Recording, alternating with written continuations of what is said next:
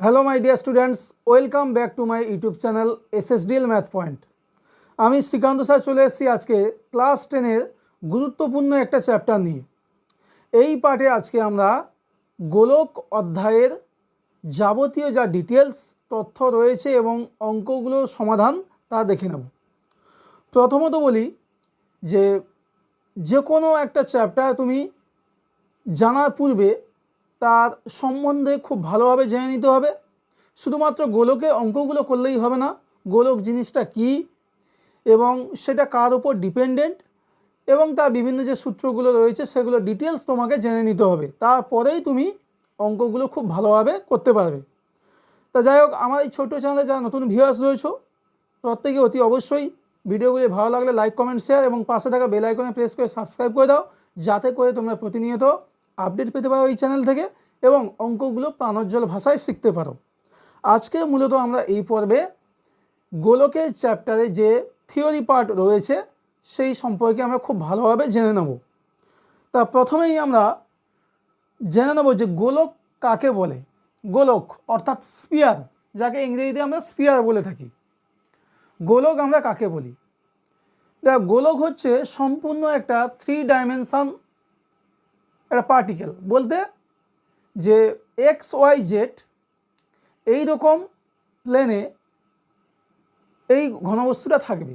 সাধারণত আমরা যা কাজকর্মগুলো করি 2D মানে 2 ডাইমেনশন, তোমরা 9-এ লেখচিত্র করেছো, 10-এও রাশিবিজ্ঞানের লেখচিত্র রয়েছে, সেখানে দেখবে যে শুধু X আর Y অক্ষ নিয়ে আমরা কাজ করি, কিন্তু এখানে আমরা কাজ করব XYZ, অর্থাৎ কাজ করবো বলতে কি গোলকটা অবস্থান করবে। শর্টে একটু বলি, বৃত্ত বলতে আমরা কি জানি। বৃত্ত বলতে তোমরা খুব ভালোভাবে বুঝতে চাইলে টায়ার বা একটা টিউবকে কল্পনা করো। একটা টায়ার বা টিউব, এটা হচ্ছে বৃত্তের অরিজিনাল শেপ, যাকে আমরা কোনো এই বোর্ড বা একটা প্লেনের ওপর আমরা রেখে দিতে পারি, এটা সমতলে রাখতে পারবো। সেটা XY, যেহেতু X আর Y অক্ষ, তাই ওটাকে বলা হচ্ছে 2 ডাইমেনশনাল। যেহেতু গোলকের উদাহরণ কি না, ফুটবল বা একটা হচ্ছে মার্বেল, বা তুমি ধরতে পারো একটা লৌহ বল যা তোমাদের স্পোর্টসের সঙ্গে যুক্ত, বা বাস্কেটবল। তা এগুলো দেখবে তুমি কোনো একটা বোর্ডে তুমি রাখতে পারবে না, এর 3টে ডাইমেনশন লাগে XYZ। তা প্রথমত বৃত্তের 3 ডাইমেনশন হচ্ছে গোলক। বৃত্ত হচ্ছে 2D, তাকে 3 ডাইমেনশনে রিপ্লেস করলে আমরা পেয়ে যাব গোলক। তা গোলক আঁকতে গেলে আমাদের কি করতে হবে? প্রথমত বলি যে গোলকের সংজ্ঞাতে আমরা যাব। যে দেখো, গোলক কিভাবে আমরা পাবো। তুমি একটা বিস্কুট নিতে পারো, বিস্কিটের হাফ করে দাও, বিস্কিটটাকে হাফ করলে, হাফ করার পর দেখবে একটা অর্ধবৃত্তাকার অংশ আসছে, তার যে একটা ব্যাস থাকছে সেই ব্যাসটাকে তুমি স্থির রেখে এক পাক ঘুরিয়ে আনো, অর্থাৎ 360 ডিগ্রি অ্যাঙ্গেলে ঘোরাও, তাহলে দেখবে যে ঘনবস্তুটা তৈরি হচ্ছে তাকে বলা হচ্ছে গোলক। তাহলে গোলকের সংজ্ঞা আমরা কি জানবো বেটা? গোলক বলতে তুমি কোনো একটা অর্ধবৃত্ত নাও, ছবিটা যদি আমি আঁকি, যে অর্ধবৃত্ত বলতে দেখো এইরকম একটা শেপ। এবার তুমি কি করবে, সে অর্ধবৃত্ত হোক বা বৃত্ত হোক, তার যে কোনো একটা ব্যাসকে তুমি স্থির করে দাও, দিয়ে ওই অর্ধবৃত্ত বা বৃত্তকে তুমি তার ওই স্থির যে ব্যাসটা আছে সেই ব্যাসের সাপেক্ষে ঘোরাও 360 ডিগ্রি, একবার পূর্ণ আবর্তন করো, তাহলে যে ঘনবস্তু তুমি পাবে সেটাই হচ্ছে গোলক। আমি আরেকবার ক্লিয়ার করব কি, যে কোনো একটি বৃত্ত বা অর্ধবৃত্তের একটি ব্যাসকে, এই যে মোটা কালিতে দেওয়া আছে এই ব্যাসকে তুমি স্থির করো, করে ওই অর্ধবৃত্ত বা বৃত্তকে ওই স্থির যে ব্যাসটা রয়েছে তার সাপেক্ষে এক পাক ঘোরাও, এক পাক অর্থাৎ 360 ডিগ্রি ঘোরাও। ঘোরালে যে ঘনবস্তু উৎপন্ন হবে তাকেই আমরা বলবো গোলক বা স্পিয়ার। বা অন্যভাবেও বলা যায়, ধরো ত্রিমাত্রিক দেশ অর্থাৎ 3 ডাইমেনশনাল স্পেস, তুমি কোনো একটা বিন্দু রেখেছো, এই বিন্দু থেকে সমান দূরত্বে অবস্থিত বিন্দুর সঞ্চারপথ মানে এই বিন্দু থেকে আর একটা বিন্দু নাও, এই যে দূরত্ব, এই দূরত্বটা সেম থাকবে। তাহলে আমি এই পয়েন্টটাকে ফিক্সড করছি, আর যে একটা পয়েন্ট আছে সে ঘুরবে। লোকাস বা সঞ্চারপথ মানে কি, সে ঘুরে যে জায়গাটা তৈরি করবে। তাহলে এটা যদি ঘুরতে থাকে এইরকম ঘুরবে ত্রিমাত্রিক জায়গায়, এরকম ঘুরে যে ঘনবস্তু তৈরি করছে তাকে আমরা বলবো কি, গোলক। তাহলে গোলকের দুটো সংজ্ঞা আমরা পেলাম। প্রথম সংজ্ঞাটা কি বললাম, যে কোনো একটা তুমি বৃত্ত নাও বা অর্ধবৃত্ত নাও, তার একটা ব্যাসকে তুমি স্থির করো, ওই স্থির ব্যাসের সাপেক্ষে বৃত্ত বা অর্ধবৃত্তকে তুমি 360 ডিগ্রি ঘুরিয়ে আনো বা এক পাক ঘুরিয়ে আনো, বা পূর্ণ আবর্তনের ফলে যে ঘনবস্তু তুমি পাবে তাকেই বলবে গোলক। বা অন্যথায় যদি বলি, ত্রিমাত্রিক দেশে মানে XYZ প্লেনে কোনো একটা বিন্দুকে তুমি ফিক্সড করলে, সেই বিন্দু থেকে সমান দূরত্বে অবস্থিত বিন্দুর সঞ্চার পথ বা লোকাস, যেটা তোমরা 11-12 উঠলে জানতে পারবে, লোকাস বা সঞ্চার পথ, সেই সঞ্চার পথকে আমরা বলবো এটা গোলক। এবার কিছু জিনিস তোমাদের জেনে রাখতে হবে অতি অবশ্যই। গোলক কয় প্রকার হয়? গোলক সাধারণত দুই প্রকার। একটা হচ্ছে নিরেট গোলক, বা যাকে আমরা বলবো সলিড স্পিয়ার, আর একটা হচ্ছে ফাঁপা গোলক বা হলো স্পিয়ার। এই দুটো। তা নিরেট গোলকে আমরা এক্সাম্পল বললে কি পাবো বেটা? মার্বেল বা লৌহ বল, মার্বেল বা হচ্ছে লৌহ বল। আর ফাঁপা গোলকে উদাহরণ কি পাবো? ফুটবল, আর আছে তোমাদের বাস্কেটবল। এইগুলো তাহলে দুটো পর্যায়ে আমরা দেখে নিলাম, দুটো পার্ট গোলকে। একটা হচ্ছে নিরেট বা সলিড স্পিয়ার, আর একটা হচ্ছে ফাঁপা গোলক বা হলো স্পিয়ার, এবং তাদের উদাহরণগুলো আমরা জেনে নিলাম। এরপরে আসবো যে গোলকের কটি তল না, গোলকের একটি তল। ফুটবলের তো একটাই তল হয় বেটা, তার নাম গোলীয় তল বা বক্রতল, বা যাকে আমরা ইংরেজিতে বলবো কার্ভড সারফেস বা বক্রতল বা গোলীয় তল। তাহলে গোলকের হচ্ছে একটি তল, এটা ভেরি ভেরি ইম্পর্ট্যান্ট একটা বিষয়, এটা জেনে রাখবে। কারণ প্রতিটা জিনিস তোমাদের এমনভাবে শিখতে হবে তোমরা যাতে অন্য কাউকে খুব সহজে বোঝাতে পারো, এবং তোমাদের নিখুঁত সেন্স থাকবে প্রত্যেকটা বিষয়। তাহলে এখানে গোলকে একটি তল বললাম বেটা, একটি তল, এবং সেই তলটার নাম হচ্ছে গোলীয় তল বা বক্রতল, বা যাকে আমরা ইংরেজিতে কার্ভড সারফেস বলে চিনি, কার্ভড সারফেস। এবার আসি গোলকের কেন্দ্র, সেন্টার অফ দ্য স্ফিয়ার। গোলকের কেন্দ্র আমরা কাকে বলবো? এই যে দেখো এখানে ছবিতে যে পয়েন্টটা বা যে বিন্দুকে আমরা স্থির রেখেছিলাম গোলকের ক্ষেত্রে, সেই পয়েন্ট বা বিন্দুকে বলবো আমরা গোলকের কেন্দ্রবিন্দু। তাহলে সেন্টার অফ দ্য স্ফিয়ার, এটা যদি আমরা ও নাম দিই, এটা হয়ে যাচ্ছে সেন্টার অফ স্ফিয়ার। তাহলে গোলকের কেন্দ্র কাকে বলবো? সংজ্ঞাতে যদি আমরা বলি, সংজ্ঞা যদি চাই আমাদের, কীভাবে বলবো? না, গোলকের অভ্যন্তরে যে নির্দিষ্ট বিন্দু থেকে তার উপরিতলে অবস্থিত যে কোনো বিন্দুর দূরত্ব সর্বদা সমান, সেই নির্দিষ্ট বা স্থির বিন্দুকেই আমরা বলবো গোলকের কেন্দ্র। কি বললাম? যে গোলকের অভ্যন্তরে একটি নির্দিষ্ট বিন্দু বা স্থির বিন্দুকে আমরা গোলকের কেন্দ্র বলবো যদি সেই বিন্দু থেকে গোলকের উপরিতলে বা পৃষ্ঠতলে যে কোনো বিন্দুর দূরত্ব সর্বদা সমান হয়। কেননা আমরা সেইভাবে ড্র করেছি, এই বিন্দু থেকে সমান দূরত্বে বিন্দুগুলো বা যে কোনো একটা বিন্দুর সঞ্চারপথকে আমরা বলছিলাম গোলক। তাহলে গোলকের একটি মাত্র স্থির বিন্দু, এবং সেটাই হচ্ছে গোলকের কেন্দ্র। তাহলে এটা যদি আমরা নোট আকারে লিখে নিই, গোলকের একটি মাত্র স্থির বিন্দু বেটা, গোলকের একটি মাত্র স্থির বিন্দু, যেটাকে আমরা বলবো গোলকের কেন্দ্র। গোলকের কেন্দ্র। এরপরে আমরা জেনে নেব গোলকের ব্যাসার্ধ কাকে বলবো। Radius of the spear, radius গোলকের ব্যাসার্ধ, গোলকের ব্যাসার্ধ বা রেডিয়াস অফ স্পিয়ার, এটা খুবই গুরুত্বপূর্ণ বিষয়। কেন, গোলকের যাবতীয় যা সূত্রগুলো তুমি জানবে শিখবে সবই ব্যাসার্ধ দিয়ে। দেখো গোলকের কেন্দ্র থেকে তার গোলকের পৃষ্ঠতলের উপর বা উপরিতলের উপর অবস্থিত যে কোনো বিন্দুদ্বয়ের সংযোজক সরল রেখাংশ কি বলা হচ্ছে, যে গোলকের কেন্দ্রবিন্দু এবং গোলকের পৃষ্ঠতলের উপর অবস্থিত বা তার উপরিতলের উপর অবস্থিত যে কোনো বিন্দুর সংযোজক সরল রেখাংশকে আমরা বলবো গোলকের ব্যাসার্ধ। তা দেখো এখানে আমি যদি নাম দিই, এই গোলকের উপর তার পৃষ্ঠতলের উপর যে কোনো একটা বিন্দু নিয়েছি পি, আর তার কেন্দ্র রয়েছে ও, তাহলে ও পি, এই যে সরল রেখাংশ, এই ও পিকে আমরা কি বলবো, গোলকের ব্যাসার্ধ বা রেডিয়াস অফ স্পিয়ার।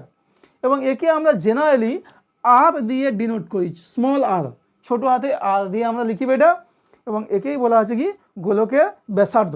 এবং এই ব্যাসার্ধ জিনিসটা জানা খুবই গুরুত্বপূর্ণ, কারণ তোমরা দেখবে যখন আমরা অঙ্ক করতে যাব গোলকের যাবতীয় যা ফর্মুলা রয়েছে সব কিন্তু এই ব্যাসার্ধের উপর ডিপেন্ডেন্ট। তুমি যদি কোনো একটা গোলকের আরে মান জানতে পারো তাহলে তার সমস্ত কিছু তুমি উদ্ধার করতে পারবে। যেমন যে আমি যদি একটা টার্গেট পয়েন্ট, কাউকে আমি টার্গেট করব বা কারোর সম্পর্কে যদি জানতে চাই, কোনো একটা মানুষের সম্পর্কে, তাহলে তার বৈশিষ্ট্য, তার গুণ, তার চরিত্র সব কিছু আমাদের জানতে হয়, হাজারটা জিনিস আমাদের মাথায় রাখতে হয়। কিন্তু তুমি গোলকের সম্পর্কে আলোচনা করতে গেলে একটাই মাত্র সুতো, সেই টানটা কোথায়, টান হচ্ছে তার ব্যাসার্ধ। যদি আমরা ব্যাসার্ধ জেনে ফেলি এটা, তাহলে কিন্তু গোলকের সমস্ত বিষয় আমরা আলোচনা করতে পারবো। এবার কোথাও ক্ষেত্রে দেখবে যে ব্যাসার্ধ আমরা দুটো পাবো, কেন, ফাঁপা গোলক তার ভেতরে একটা ব্যাসার্ধ থাকে, বাইরে একটা ব্যাসার্ধ থাকে, আর নিরেট গোলক হলে একটাই ব্যাসার্ধ। পরে আমরা পাটে সেগুলো আলোচনা করব এবং শিখে নেব। এরপরে আমরা আসছি গোলকের ব্যাস কাকে বলবো। তা বেটা তোমরা অনেক আগেই শিখে গেছো, ব্যাস হচ্ছে ব্যাসার্ধের দ্বিগুণ। কেন, নামের মধ্যেই রয়েছে। এই মিস্টেকটা সবাই বারে করে, তাই এটা তোমাদের খুব ভালো করে জেনে নিতে হবে যে ব্যাস ও ব্যাসার্ধ বাংলা তোমরা ভালোভাবেই বোঝো, যেহেতু তোমরা বাংলা মিডিয়ামের স্টুডেন্ট। তা দেখো ব্যাস আর কি ব্যাসার্ধ যখনই ভুলে যাবে তখনই কিন্তু এই মানেগুলো একটু খোঁজার চেষ্টা করবে, যে ব্যাস আর ব্যাসার্ধ বলতে ব্যাসের অর্ধেক। তাহলে দেখো যদি আমি এমনি গাণিতিকভাবে যদি বলি, ব্যাসার্ধ যদি আর হয় তাহলে ব্যাস হয়ে যাবে, ব্যাস বা ডায়ামিটার হয়ে যাবে 2r।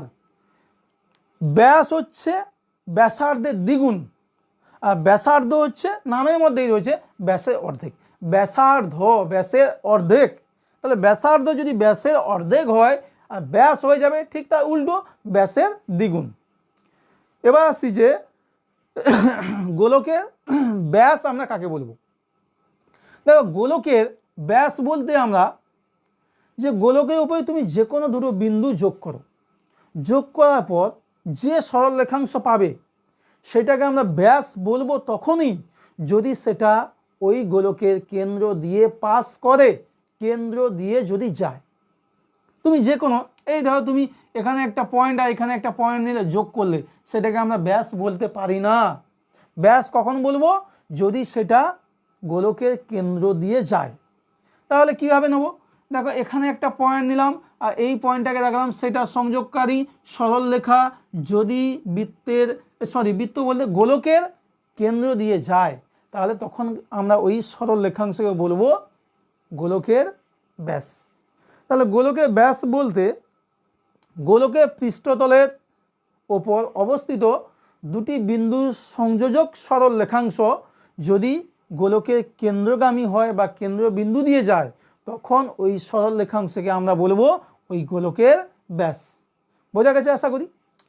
এবার হচ্ছে আমরা শিখে নেব অর্ধগোলক কাকে বলে। অর্ধগোলক কাকে বলে বা হেমিস্ফিয়ার, অর্ধগোলক বা বলা হচ্ছে হেমিস্ফিয়ার। অর্ধগোলক কাকে বলবো, দেখো অর্ধগোলক বলতে নামের মধ্যেই রয়েছে যে গোলকটাকে অর্ধেক করে দাও। কী করবে বেটা? গোলকটাকে অর্ধেক করো। তা গোলককে অর্ধেক করবো কীভাবে? অর্ধেক বলে সমান দুভাগে ভাগ করতে হবে। তা সমান দুভাগে ভাগ করতে গেলে আমরা কোন বরাবর ভাগ করলে সমান দুভাগে ভাগ করতে পারবো? প্রথমত দেখো, এই যে একটা গোলক রয়েছে সেই গোলকে তুমি যে কোনো একটা ব্যাস বরাবর সমান দুভাগে ভাগ করো। সমান দুভাগে ভাগ করলে এই যে পার্ট, এদিকে একটা পার্ট পাচ্ছি আর এদিকে ডট ডট দিয়ে একটা পার্ট পাচ্ছি। এই প্রত্যেকটা পার্টকে আমরা কি বলবো? প্রত্যেকটা অংশকে বলবো, দুটো অংশে প্রত্যেককেই বলবো অর্ধগোলক বা হেমিস্ফিয়ার। তাহলে কোনো গোলক থেকে আমাদের অর্ধগোলক পেতে গেলে সেই গোলকের যে কোনো একটা ব্যাস বরাবর তাকে সমান দুভাগে ভাগ করলে দুটো ভাগে প্রত্যেকটিকে আমরা বলবো অর্ধগোলক বা হেমিস্ফিয়ার।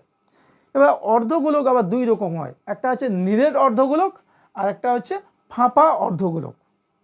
তো এটা একটু জেনে নিতে হবে যে নিরেট অর্ধগোলক, অর্ধগোলকটাকে লিখি অর্ধগোলক, সেটা দুইভাবে আছে, একটা হচ্ছে নিরেট আর একটা হচ্ছে ফাঁপা। তা নিরেটে একটা উদাহরণ কী হয় পাবো? ধরো একটা কমলা লেবু ছিল, তাকে সমান দুভাগে তুমি ভাগ করলে, তাহলে এই অর্ধেক অংশটাকে আমরা কি বলবো? যে নিরেট অর্ধগোলক। আর ফাঁপা মানে অর্ধগোলক বলতে তুমি বাটি কথা ভাবো, বাটি, যে বাটিতে আমরা তরকারি খাই, ঠিক আছে, ওই বাটির দেখে ওপরের মুখটা খোলা, তার ভেতরের দিকে একটা তল থাকে, বাইরের দিকে একটা তল থাকে, তাহলে এই বাটি তাকে আমরা কি বলবো? তাকে আমরা বলবো যে ফাঁপা অর্ধগোলক। এবার নিরেট অর্ধগোলকের কতগুলো জিনিস তোমাদের জেনে নিতে হবে। নিরেট অর্ধগোলকে কটা তল তোমাদের একটু ভালোভাবে ইমাজিন করতে হবে। নিরেট অর্ধগোলক আমরা কি বললাম? যে একটা কমলা লেবু ছিল পুরোটা গোলকের মতো, তাকে তুমি হাফ করে দাও, হাফ করলে যে হাফ অংশটা তাকে আমরা বলবো নিরেট অর্ধগোলক। বা তুমি ভাবতে পারো যে একটা বাটি, অর্ধগোলাকৃতি বাটি, সেই বাটি তোমার তরকারি দিয়ে পুরোপুরি ভর্তি করা আছে, তখন কিন্তু সেটা হয়ে যাবে নিরেট অর্ধগোলক। তা দেখো, নিরেট অর্ধগোলকের দুটো তল হয় বেটা, দুটো তল। নিরেট অর্ধগোলকের এর হচ্ছে দুটি তল। দুটি তল কীরকম দেখতে?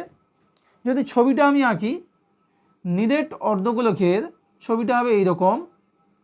ওপরের অংশটা জাম করা আছে, কোনো কিছু দিয়ে ভর্তি করা আছে, তাহলে ওপরের তলটা দেখো অবশ্যই বৃত্তাকার তল, বা আমরা একে বলবো সমতল। তাহলে একটা তল হচ্ছে সমতল, মানে ওপরের তল বা বৃত্তাকার তল বলতে পারি। আর একটা হচ্ছে এই যে বাইরের তলটা বক্রতল। হ্যাঁ, বাইরের তলটা কি? বক্রতল।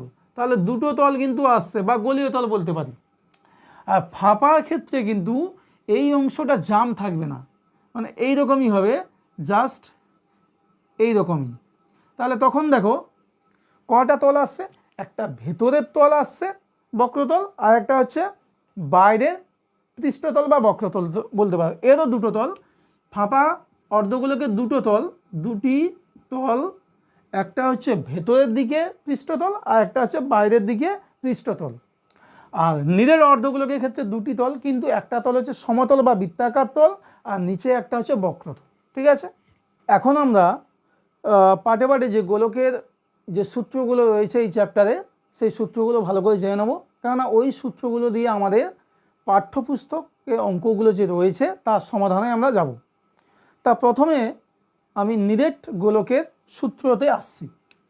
প্রথমে আসছি নিরেট গোলক বা সলিড স্পিয়ার। নিরেট গোলক ছবিটা তোমরা অলরেডি একটু ইমাজিন করো যে ফুটবলের মতো। আমি এখানে বোর্ডে আঁকার চেষ্টা করছি, একটা শেপ নিচ্ছি। নিরেট গোলক, তার ব্যাসার্ধ হচ্ছে আর ধরে নিচ্ছি। ব্যাসার্ধ কত ধরছি? ব্যাসার্ধ আর একক। অবশ্যই ব্যাস হয়ে যাবে দ্বিগুণ, বলতে 2r একক। এবার কতগুলো জিনিস আমাদের জেনে নিতে হবে। এরপর আসছি আমরা গোলকের বক্রতলের ক্ষেত্রফল বা সমগ্র তলের ক্ষেত্রফল। একটাই তো তল, গোলকের সমগ্র তল বা বক্রতলের ক্ষেত্রফল। মানে এই যে তলটা রয়েছে ফুটবলের যে অংশে তোমার ওই ফুটবলের যে অংশে ব্লাডার মানে ভেতরে তো ব্লাডার থাকছে, বাইরের যে অংশটা সেই অংশটার ক্ষেত্রফল আমরা কী করি, মানে ক্ষেত্রফলটা কি অ্যাকচুয়ালি সমগ্র তল বলতে ওই তলটা কোথায় বোঝানো হচ্ছে, ফুটবলের বাইরের অংশটা। তার সূত্র হচ্ছে 4πr² বর্গ একক। যেহেতু ক্ষেত্রফল তাই বর্গ একক নিলাম। আর সূত্র কি 4π ব্যাসার্ধের স্কোয়ার। এইভাবে মনে রাখতে পারো যে 4πr² বা 4π ব্যাসার্ধের স্কোয়ার। আর যদি আয়তন বলে বা ঘনফল, আয়তন বা হচ্ছে ঘনফল, তার সূত্র হচ্ছে 4/3πr³। যেহেতু আয়তন তাহলে এসে যাবে ঘন একক। তাহলে কি বললাম যে 4/3πr³, এটা হচ্ছে গোলকের আয়তনের সূত্র। আর এটা পূর্ণ গোলক বা নিরেট গোলক। এরপর আমরা আসি নিরেট অর্ধগোলক। নিরেট অর্ধগোলক ছবিটা যদি আমরা আঁকি এইরকমই আসবে। দেখো নিরেট অর্ধগোলক, তার দুটো তল, উপরের তলটা হচ্ছে বৃত্তাকার তল বা সমতল, আর একটা বক্রতল রয়েছে। এই ব্যাসার্ধটা ধরে নেওয়া হচ্ছে আর। প্রথমত আমরা চলে আসছি যে বক্রতলের ক্ষেত্রফল। বক্রতল বলতে এই যে অংশটা রয়েছে, এই অংশটা বাইরের অংশটা। প্রথমে আসছি বক্রতলের ক্ষেত্রফল।